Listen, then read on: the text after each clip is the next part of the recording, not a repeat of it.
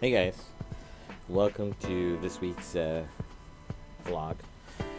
This week, instead of actually going over and doing any kind of tutorial thing or letting you guys know what's going on with me professionally like I was planning on, I decided I would take this time to answer some of the more prevailing questions that I get asked when I'm out at a convention. Basically, I wanted to answer some of those questions that people catch me at the convention and they ask me. But before we start, I thought maybe I'd go over what's going on here on screen.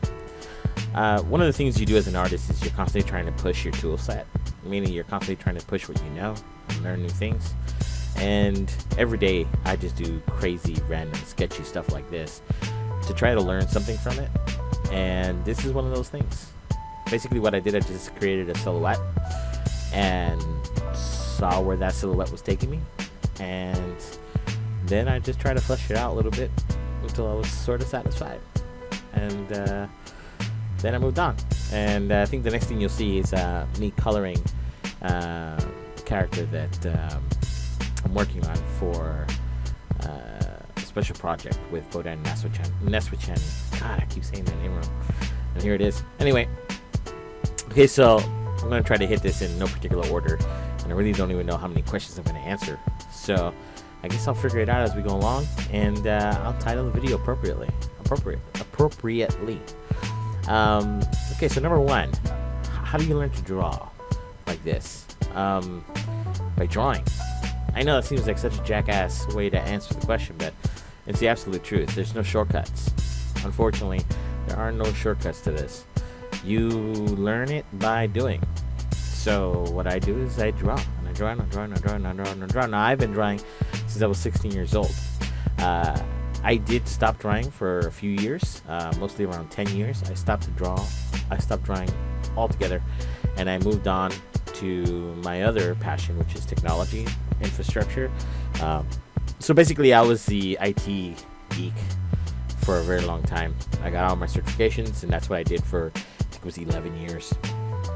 I did everything from basic desktop management to network security and intrusion detection and forensics. So it is what it is. I dropped that and I came back to art, and I am not going anywhere anytime soon.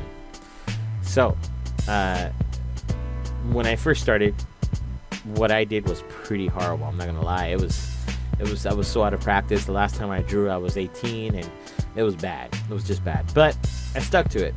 I knew that what I needed was patience and time, and with time and patience, I got what I needed. So there you go. There's the answer to that. How do you learn to draw? By drawing. Same thing I get asked is, do you need all these fancy tools? No.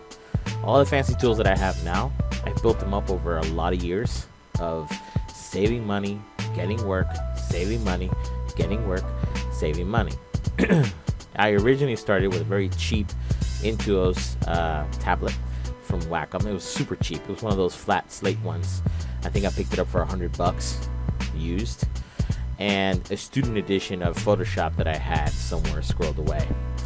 And then somewhere along the way, I picked up Manga Studio, and I fell in love.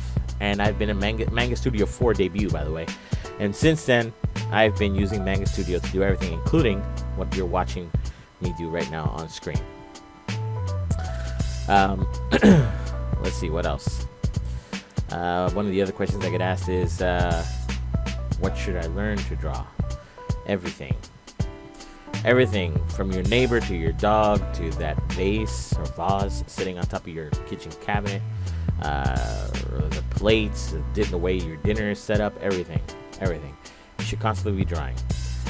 When you're on a flight, draw. When you're bored somewhere, have a sketchbook with you and just draw. Going on vacation, take a sketchbook.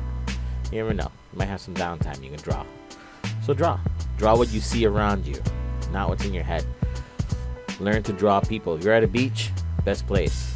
If you're at a beach, laying down with a sketchbook underneath your umbrella, sweet time to take some gesture drawings. People are walking around. Very quick, very dirty gesture drawings. That's all you're doing.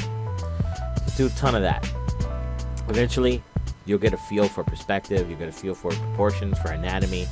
You'll just get a feel for this stuff, and it'll help. All it does is help. The next thing you want to do is, let's see. The next thing you want to do is come up with a plan. Now, the best way to do that is sit down, be honest with yourself, and say, this is what I want to do. So once you decide what you want to do, then you have to come up with how are you going to get there. Now, what I did is I looked up a bunch of YouTube videos and read a bunch of books, all of them to give me some ideas on what I can do. And I still do that to this day. I'm trying to get into game development right now instead of freelance comic book art and freelance logo design. So I'm trying to get into game dev art. So I figured out what my game plan needs to be, and that's what I'm working on. It's a slow, deliberative, and iterative process, but you gotta do it. There's no shortcuts. Remember, that's the thing about the art biz.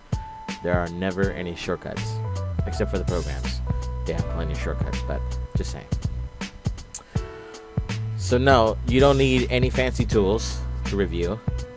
You just need a pencil and paper, and maybe a scanner. You don't need Photoshop. You can use Paint Tool Sci, or I highly recommend you pick up like the standard version of Clip Studio Pro or Clip Studio Paint Pro, or used to be called Manga Studio. I think the non-pro version of it, which is like the basic, which has everything that the pro version has with the exception of some perspective and some perspective tools, and also the ability to keep a story file. Also, I think the animation engine is a little better. Anyway, pick that up. I think it's $69 if you want to be a digital artist. The next thing you do after you have your plan and you have your tools is you draw and you draw and you draw, and while you're drawing and you're getting better, you take your stuff around and you show it to people and have them give you an honest critique. Now, I'm going to be honest with you. Some people will give you a really crappy, honest critique. It's still honest. It's just hurtful and mean, and it's kind of like they take some enjoyment out of it. Don't worry about it. That's just the way some people are. It's not about you.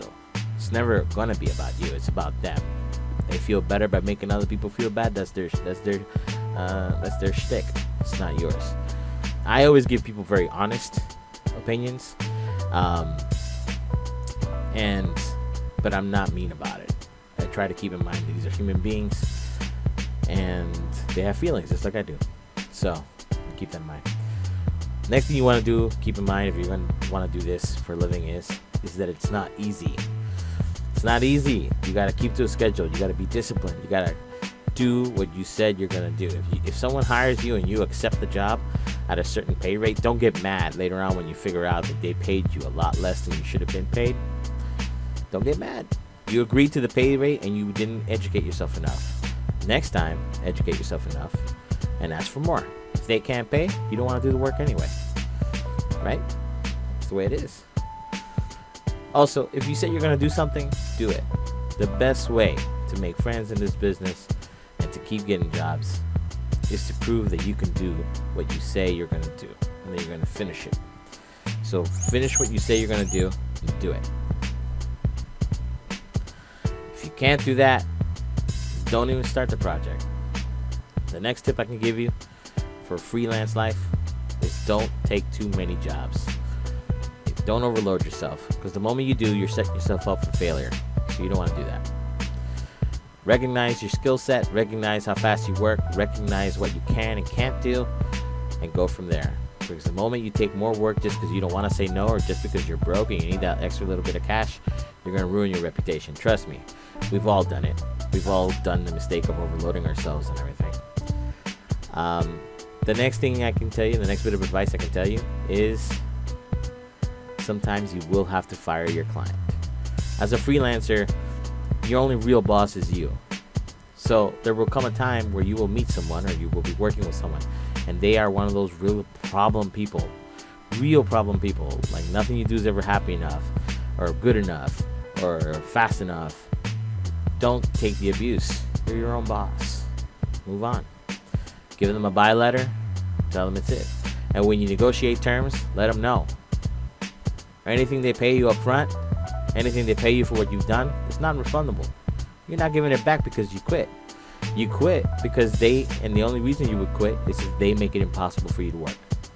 Now, some people come into it brand new. There's some people that will come to you brand new to the industry and say, hey man, can you put together a comic for me? And you'll be like, yeah, sure. But they don't know what they're doing. You barely know what you're doing. So they'll come to you with completely unrealistic expectations.